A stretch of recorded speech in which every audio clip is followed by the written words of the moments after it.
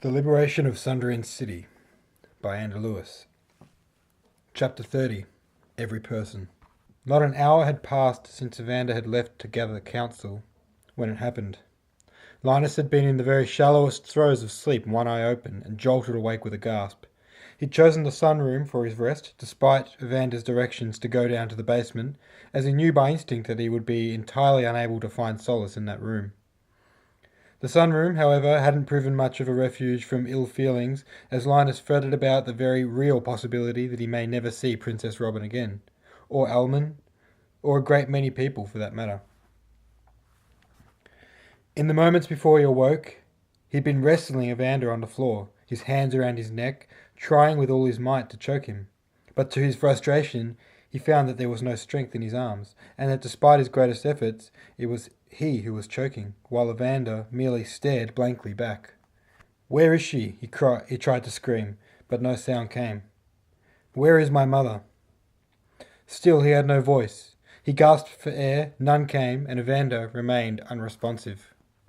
3 heavy thumps at the door, and Linus's short-lived rest was over, gone without even a memory to linger, as if it never happened. Immediately he felt a cocktail of feelings, awake, tired, terrified, vulnerable.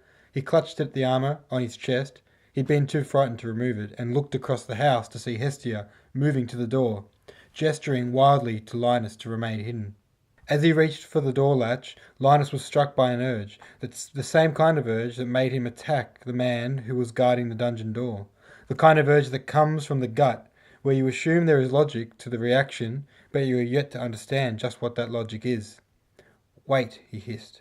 Hestia stopped dead, his hand hovering over the latch, and Linus stood and crept to the door.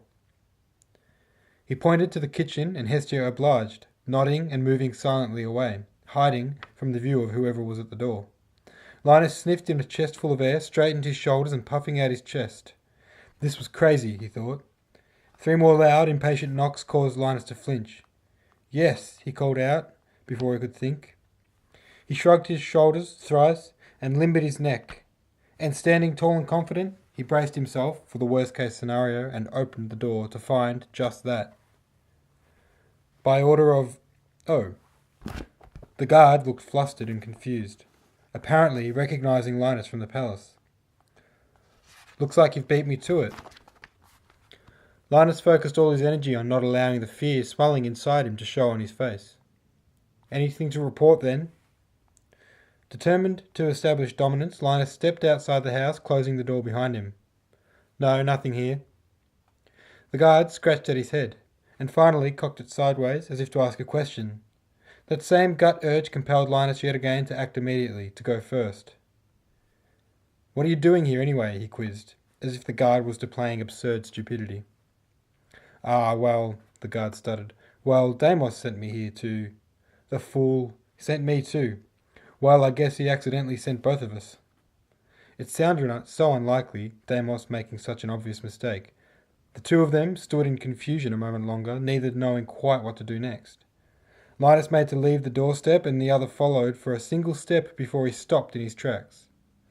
"Deimos was very clear that I was to search this property, specifically this one. I think I'd better I'll check it out. He wanted a report on anything that seemed..." He paused, turning to look at Linus. "You're that kid, right? What did you say your name was?" "I didn't, and I'm no kid either." The guard did not take kindly to the response, a dark look looming on his face as he considered him. Linus thought better of his response and answered, "My name is Linus Smith. Aren't you just an elephant rider?" "Aye." "Where did you get that armour, Linus Smith? It doesn't look regulation." "This? Oh, I stole this from the neighbour." He scuffed his shoe tellingly on the ground and regretted his slip in confidence immediately. "Raided that house too, by order of Deimos, of course." The curious look on the guard's face transformed to one of unmistakable suspicion. "I think it's best you hang around too. I've really got to..." The guard wrapped his hand tight around Linus's wrist and pulled him inside the house, and in that moment Linus knew that serious trouble was upon him. Inside the house, the guard instructed him to sit on the floor and not move. Linus obliged with a shrug of indifference. I don't like the look of this, the guard announced. Linus tried his best to keep the performance going. There's really nothing here, you know. I've searched every room. I'm not talking to you, boy. I was ordered to be here, Linus retorted, with as much fake indignation as he could manage. Deimos told me to inspect this house, and I've done just that. He will not be happy when I report this to him. The guard ignored him and continued looking curiously around the room, although he did so with a sort of reluctance to take his eyes off Linus. Who else is here? The owner. I can't recall his name, he lied. I think he's in the basement. And no one else? No one. The guard considered Linus's face closely for a prolonged moment, leaning in closer to better analyze him. I don't believe you, he finally announced. Come.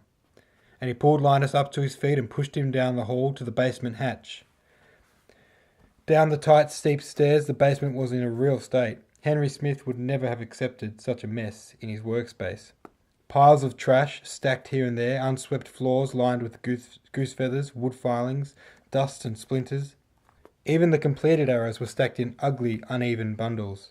But it was clear to see that it was a room of hard work. Perhaps Hestia had been working at the arrows with such intensity that he simply didn't have time to clean. Hestia wasn't down there, of course. He had remained hidden in the kitchen. Linus thought he'd done the right thing by staying there, for it seemed that it could be of some benefit to them. Still, Linus had no plan as yet as to how to get out of the situation. He was inventing it as he went along. He was down here just before. I don't know. Liar. Linus merely shrugged. The guard picked an arrowhead up off the desk, considered it a moment, and then tossed it back down. He glanced around the room a moment longer before he spoke. Back up. Go. Linus shrugged and took to the steps, back up into the house. As he clambered through the hatch and out into the hall, he was pleased to see Hestia perched on the other side of the basement hatch, a large iron candle rod in his hands. Well, perhaps he followed me out when I came to answer the door, he offered. Sir? Sir, are you still here? He added, calling out to no one at all. The guard's head poked through the basement hatch. Something isn't right here. Hestia let out a grunt and swung the candlestick with all his might. And as the stick swung through the air, Linus felt a great wave of relief. But the relief was premature. Hestia's clumsy swing was deflected by the guard's impeccable reflexes, a loud cracking sound echoing throughout the hall as the iron rod collided with the man's wrist, followed by a shriek of anguish. The guard winced backwards in pain, his eyes tight shut, but for a split second, still stuck only halfway out of the hatch. Linus recognized the opening and swung a foot at the man's head, but again the man proved to be superior in battle, his good hand seizing Linus's foot and pulling him to the ground with such strength so as to utterly emasculate Linus. Hestia took another heaving swing with the rod, this time with worse consequences than the first. The guard used Linus's foot to block the blow. Linus thrashed in pain, his foot coming loose from the guard's grip. Hestia made a grab for the guard's arm, holding him back as best he could, restricting him from climbing out of the hatch. Linus kicked at the man's face and scrambled like mad to his feet. The pain shot through his foot and into his ankle, and his knee buckled, and just as soon as he was up, he was back down. Go, Linus, run, shouted Hestia. His next words never came as the guard's blade entered his throat. No, screamed Linus, and before he could think he had crawled to the hatch, his own short sword, now drawn, although he couldn't recall drawing it, and swung it at the man's face. The man flinched and dropped from sight, the pain making him lose his footing on the stairs below and fall to the basement floor with a heavy thud. Linus took to his feet once more, slammed the basement hatch shut, and with effort not to look back at his friend Hestia, he limped out of there as fast as he could. The door blasted open. The outside world was bright. Pain still shot up his leg whenever his weight was on it, but it was diminishing slowly. This meant one of two things. Either the damage was not too serious, or adrenaline had kicked in. Linus wasn't sure which. Shielding the light, he looked to the palace. Not there, he thought. Too many guards. But on second thoughts, the markets might harbour him in their crowds.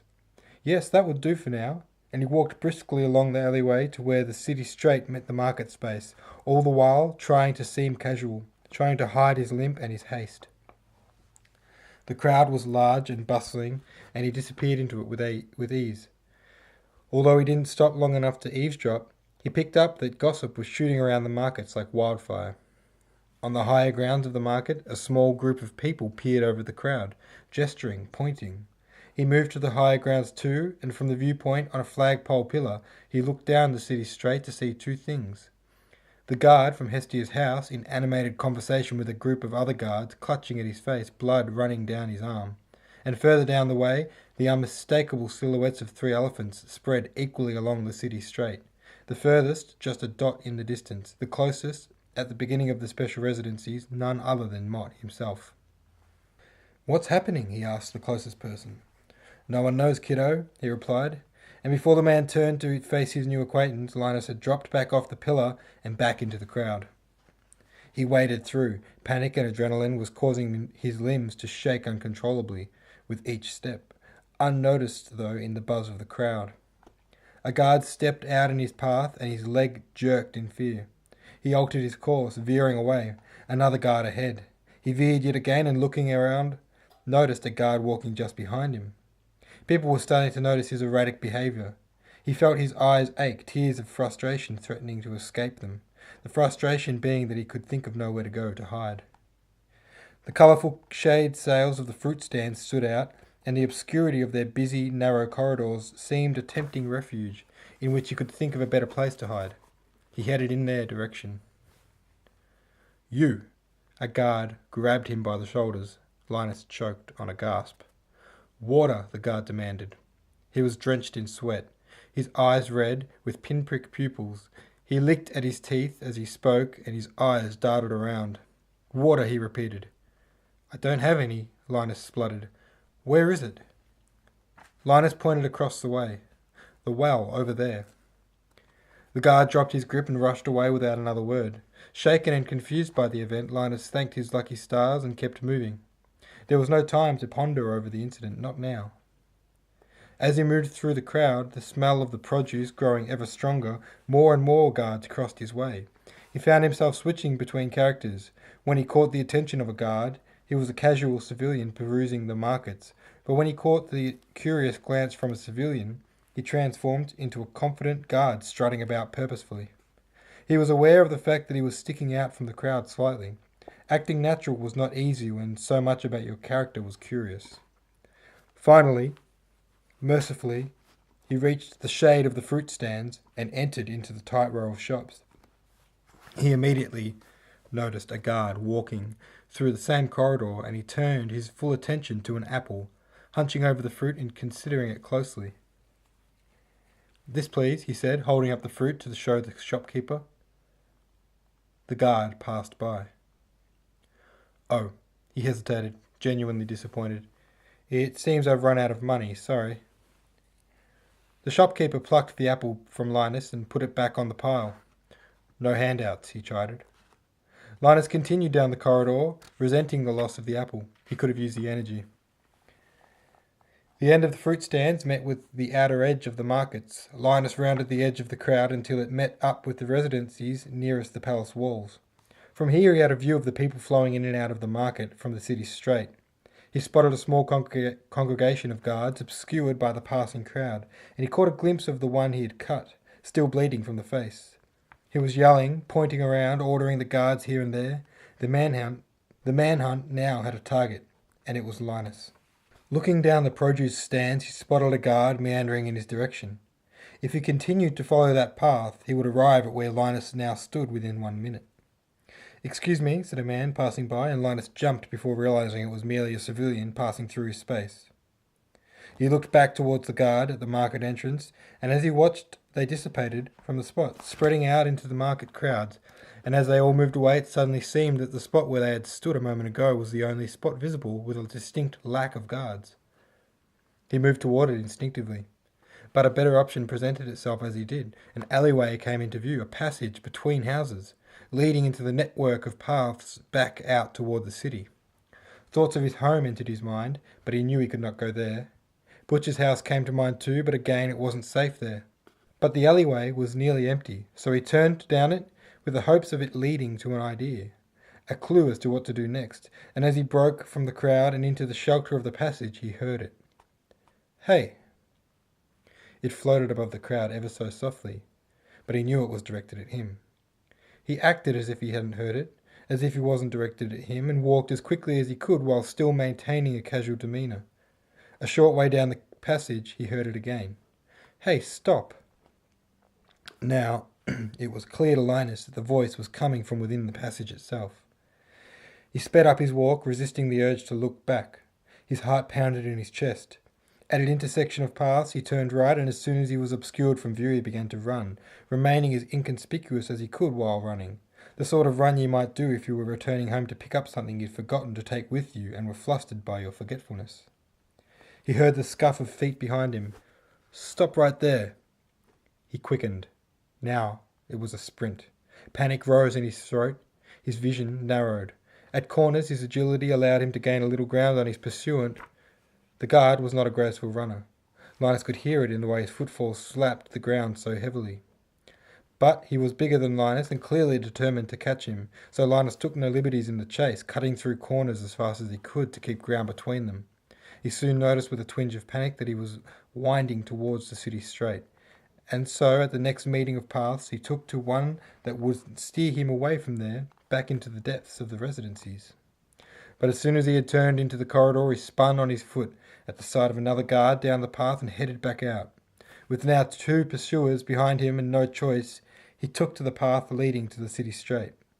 His foot ached now, but he ignored it, an unlaboured sprint with no goal, only a hope that some luck would find him. He rounded a corner out from a house and saw it with a gasp. The rear end of Mott walked by. There was no turning back. 2 guards rounded the corner behind him, yelling all the way. It was either a 2-on-1 fight he was sure he would lose, or risk crossing Crow Road.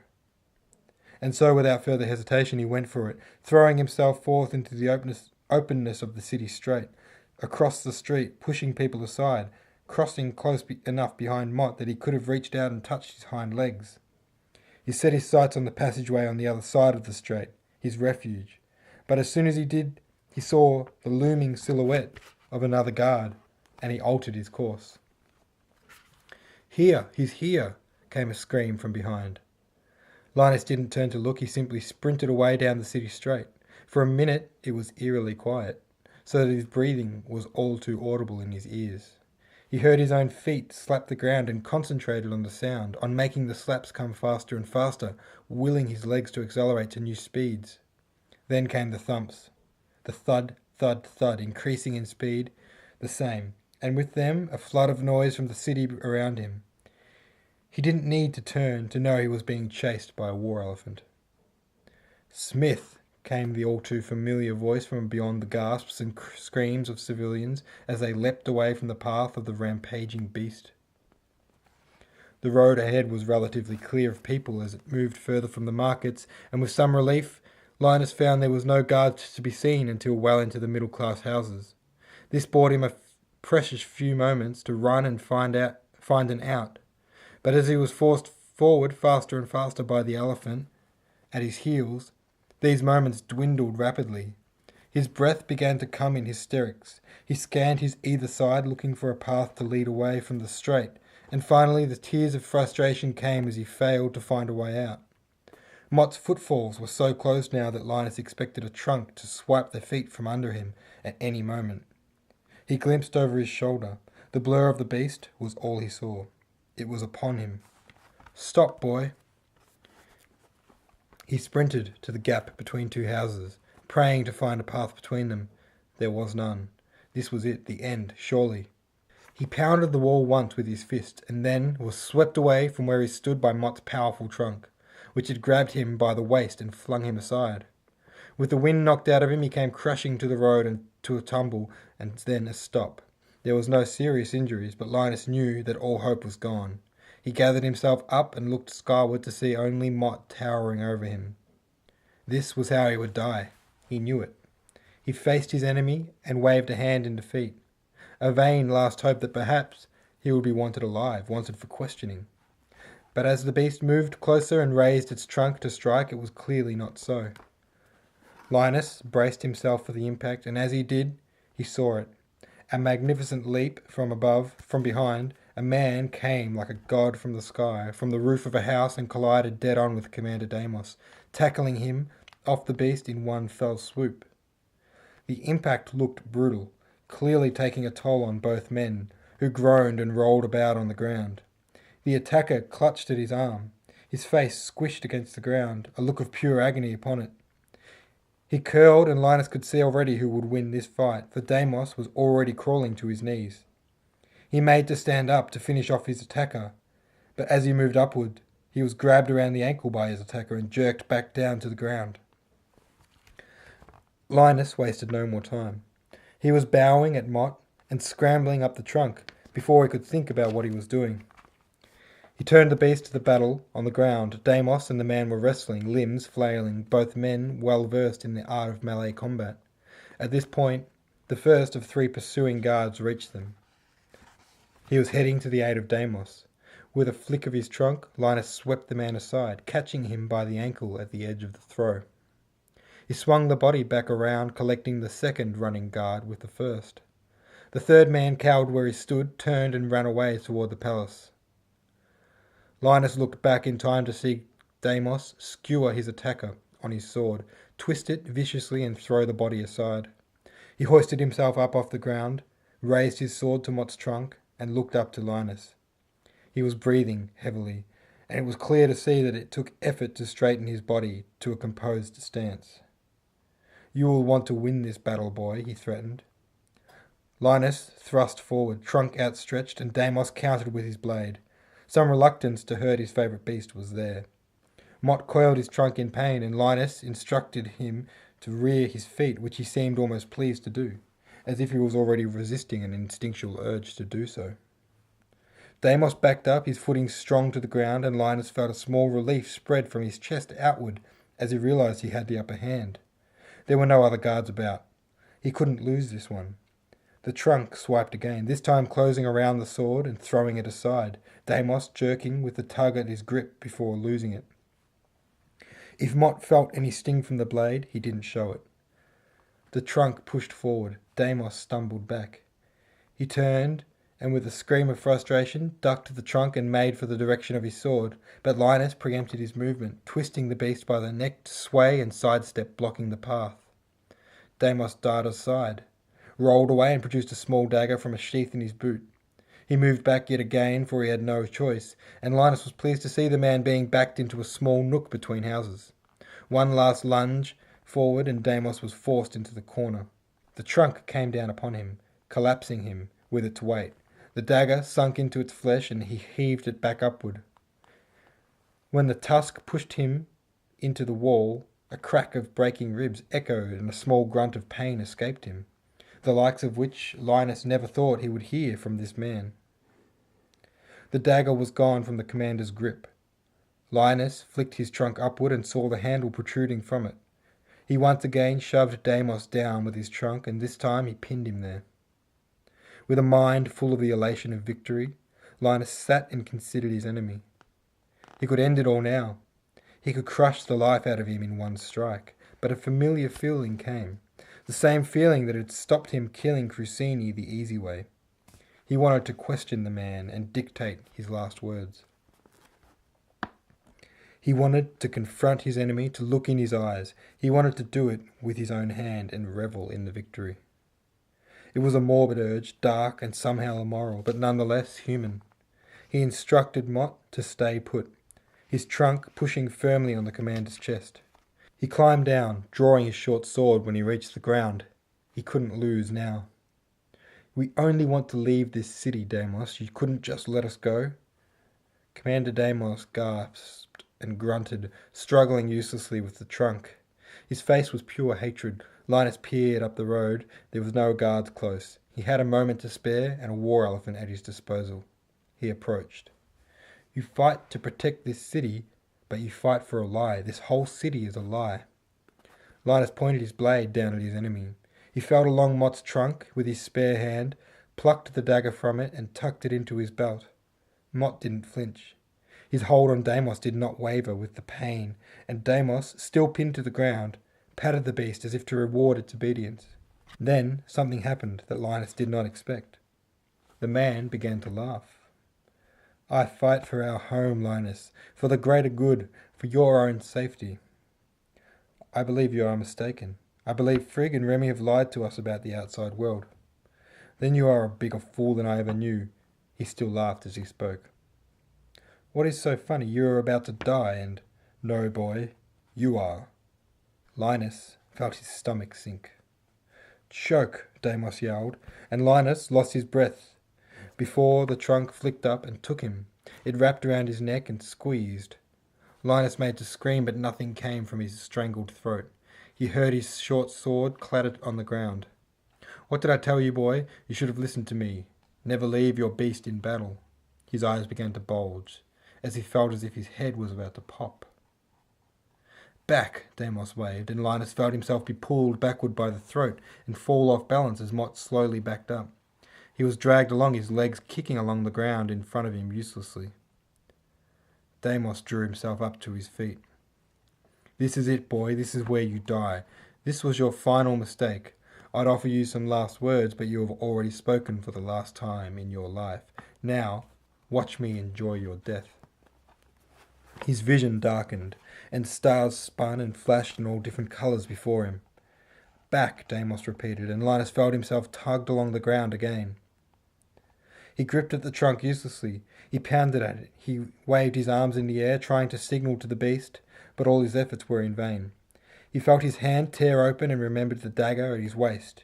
He drew it and stabbed at the trunk, over and over, but the grip only tightened more. Through the ringing in his ears he heard the voice, an echo. Make it stop, the commander's laugh. Make him let go. It was Evander's voice. Kill me, kill the boy, screamed Deimos in retort. Keep him there, don't you move. Linus could see only black and the stars, the dancing stars. He heard feet scuff sand and loud breaths and his own squeak of pain as he was raised into the air, Evander crying no, before he was slammed back to the ground. And then he heard nothing.